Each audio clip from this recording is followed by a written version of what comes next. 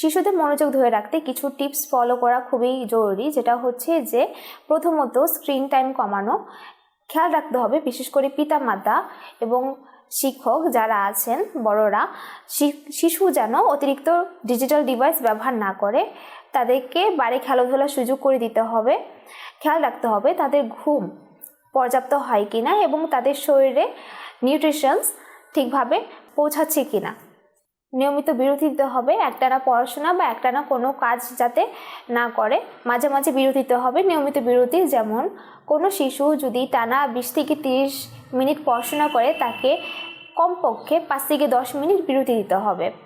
এবং যদি কোনো কাজ ভালো করে থাকে, যদি কোনো কাজে সন্তুষ্ট হয়ে থাকেন, তাহলে তাকে অবশ্যই রিওয়ার্ড দিতে হবে, সেই ব্যবহারটাকে রিইনফোর্স করতে হবে।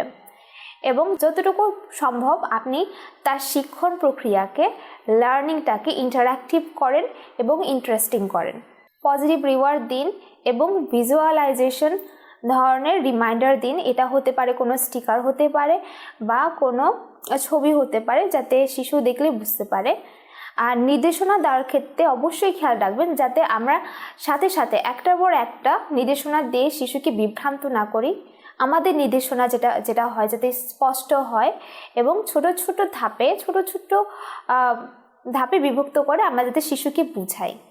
এই যে শিশুদের মনোযোগজনিত সমস্যা খুবই সাধারণ, শুধু আমাদের একটু সচেতনতা প্রয়োজন। শিক্ষক, বাবা মা যদি সচেতন হয় এবং সঠিক নির্দেশনা পালন করে, শিশুদেরকে যদি ওভাবে দেখাশোনা করে, তাহলে এই যে মনোযোগজনিত সমস্যা এটা খুব দ্রুত সমাধান হয়ে আসবে।